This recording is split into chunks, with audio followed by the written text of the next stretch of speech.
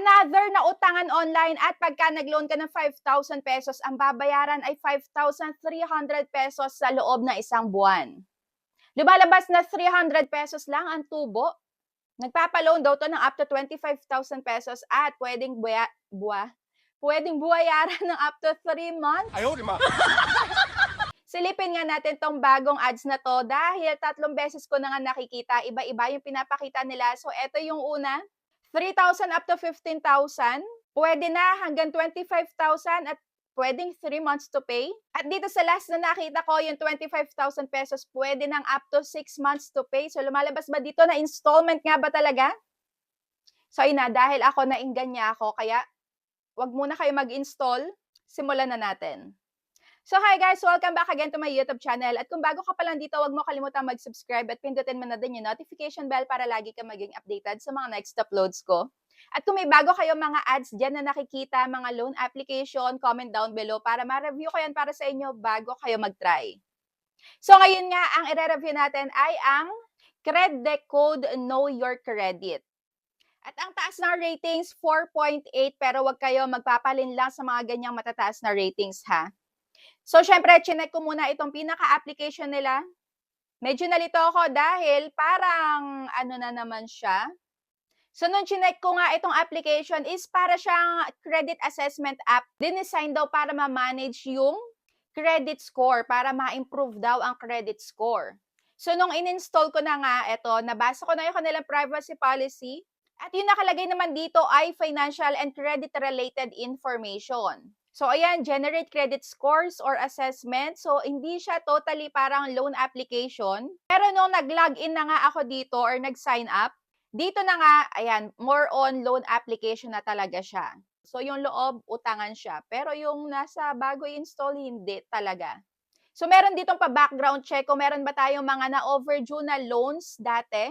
Yan, within 6 months. Gaano kahaba daw yung na-overdue natin? Gaano katagal? So, after nga yan is dito na sa my ID type. Ayan, napakadami ng IDs dito na pamimilian. Halos lahat andito. And after nga yan is facial recognition na naka 5 minutes yata ako bago mag-okay dahil sobrang hirap, guys. Hindi ko kung bakit, pero ang tagal. Kailangan talagang steady yung face mo at talagang ulit-ulit siya. So, after nga noon, napaka-konti na lang ng sasagutan. So, yung basic information lang about sa atin, pinagtrabahuhan, may anak na ba? About employment information, pwede walang trabaho, pwede yung self-employed student, pero ilalagay pa din ang monthly income, work experience, at yung current address. At 2 contact reference din ang hinihingi. And last nga na tinanong, saan daw i-disburse ang uutangin? So, e-wallet or sa bank?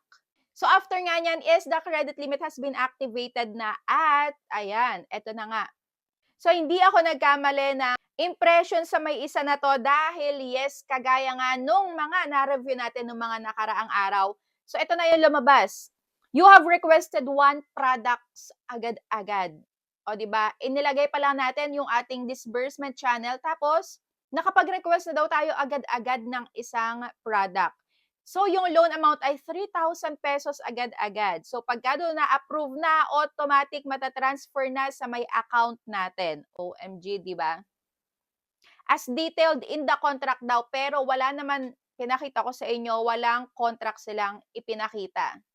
At ito yung wag na wag nyong gagawin. So, meron dito nag-pop up na i-rate daw natin para mas mabilis daw tayong ma-aprubahan.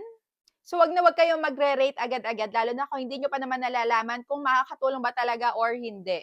So, nung chinek ko na nga yung order, ay eto na. Yes, talaga nga naman. So, quick pesa ulit ang lumabas na kamukhang kamuka. So, eto is 3,000 pesos and under review na.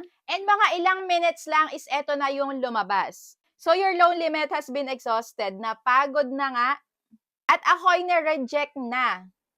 So, please try again tomorrow daw. Ito, ayan, make sure lang na kayo ay nanonood muna ng ganitong klaseng review para aware nga kayo kung ano ba yung mga inuutangan nyo. So, dito nakalagay sa taas is, may nakalagay na logo ng Securities and Exchange Commission wherein chinek ko nga yung kanilang loan application kung nakaregistered ba, so walang lumalabas.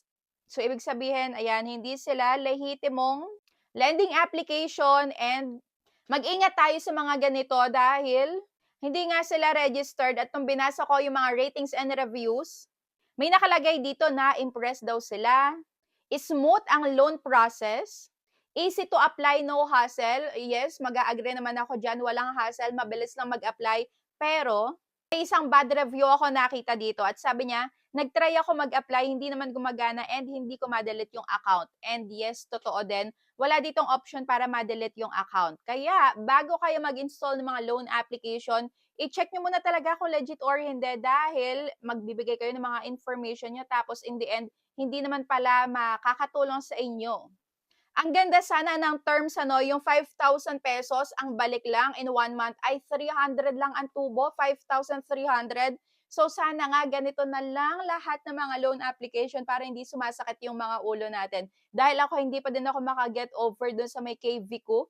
3,000 lang ang utang tapos 8,900 yung babayaran. Nako guys, wag na wag kayo magta-try. Kung ayaw nyo ma-stress, ayaw nyo sumakit yung ulo nyo.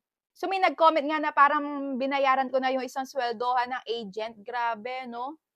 Sobrang laki naman, grabe talaga. Naiinis na naman ako kasi ayaw nilang ipabalik. Ayaw nilang ipabalik kung magkano lang yung i-disburse nila dahil, yun nga, dapat daw pati interest kasama. Nanggigigil talaga ako sa kibi ko. So guys, ayan, credit code. Na-experience nyo na din ba yan? Comment down below.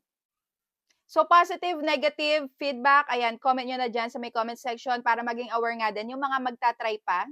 Lagi ko naman sa inyo sinasabi, maging responsable tayo ng mga mangungutang. Siguraduhin muna natin na nakita natin talaga lahat-lahat ng detalye bago tayo mag-accept ng loan. Loan terms and agreements, yung loan details natin, kailan ba babayaran yan, may mababawas ba? May harassment ba yan? So, yan dapat yung mga inaalam nyo, yung interest at yung mga service charges.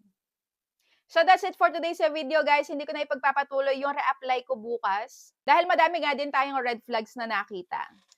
Pero bago tayo mag-end, share ko muna sa inyo yung ginagamit ko nga na chair pang vlog. So sobrang cute niyan. And na, ayan, o diba? Super cute. And ganito yung likod niya. Para siyang gaming chair. Yan, super cute, diba? And eto, natataas baba din. So, kung gusto nyo guys, ayan, nandyan yung link sa may ibaba. So, that's it for today's video guys. Thank you for watching and see you on my next vlog. Bye!